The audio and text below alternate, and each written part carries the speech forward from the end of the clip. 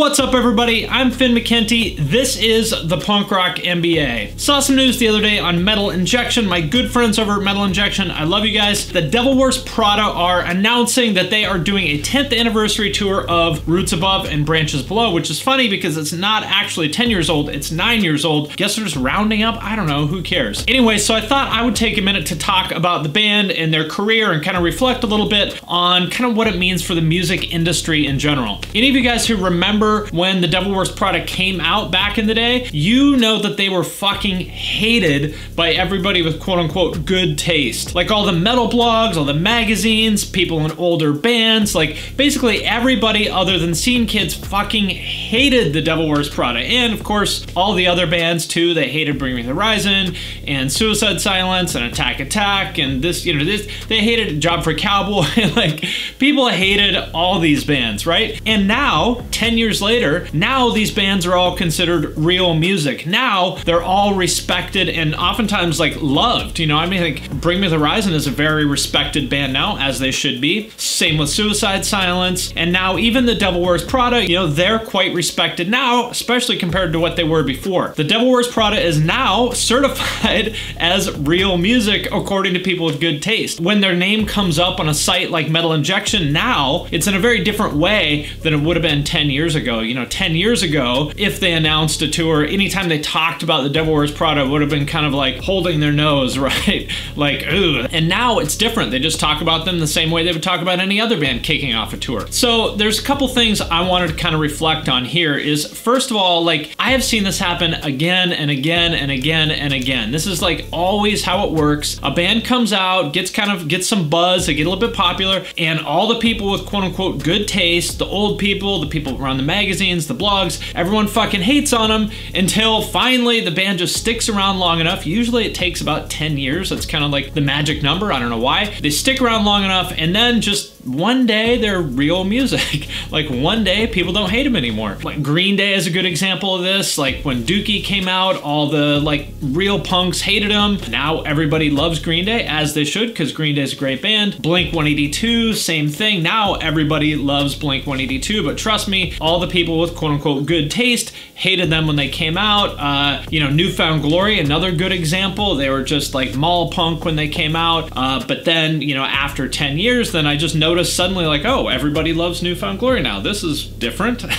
This just happens again and again and again. The bands I mentioned before are great examples of this. Suicide Silence, Bring Me the Horizon. That's just the way it works. And just to be clear, this is like 100% a good thing in my opinion. Like, I like these bands. They should be respected. People should have respected them when they came out. And this is just kind of an unfortunate thing. I talked about this a little bit with my Warped Tour video. Like, everyone's like, oh no, Warped Tour is gone. Well, shit, if you would have bought a ticket a couple years ago, then maybe it wouldn't be gone. And it's kind of this just unfortunate dynamic in art or in business is like, people don't appreciate things in the moment. When something new happens, it's almost always misunderstood and hated until years and years and years later, finally people come around and they understand it. And by that time, the people doing this, the band doesn't really need your support anymore. I mean, they always need your support, but not nearly as much as they needed it when they were little kids from Dayton just like kind of struggling to get their band off the ground, right? Like, if it was me, I'd be like, well, I'm glad that Metal Injection takes my band seriously now, but shit, I could have really used your help like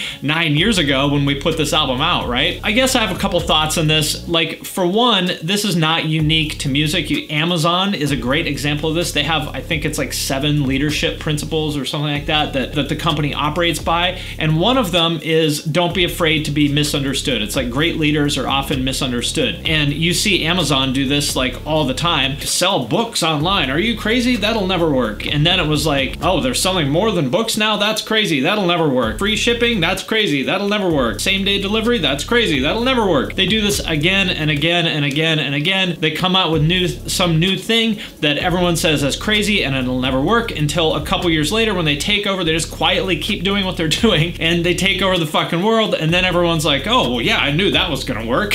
It's just kind of an unfortunate, sad dynamic is that people misunderstand and hate on new things until years and years and years later, after these people have eaten unimaginable amounts of shit, you know, and then finally they get the respect that they deserved years ago. So I have a couple thoughts on this. Number one, if you are doing something that is new and different and is challenging like the accepted idea of what is normal, know that people are not going to get it out of the gate. It's going to take years, unfortunately. You know, maybe people will get it out of the gate, but more often than not, it's going to take years of grinding for people to finally catch up with you, because creators, entrepreneurs, we're ahead of the curve. Like, that's the whole notion of what it is to be a creator, is you can see something in your head that doesn't exist yet that maybe other people can't see yet. Be patient, know that it's going to take other people a while to catch up, but don't give up. Just like these bands did, you know, what if the Devil Wears Prada and Suicide Silence and Bring Me the Horizon listened to all these people in 2008 that said, you guys suck, you're fucking seeing kids, you should go kill yourselves, I hope you die in a van crash. Like, what if they listened to all those people and they quit? Where would they be now? Believe in what you're doing. Understand that if you're doing anything new, like, it's going to be hated, and that's a good thing. Like,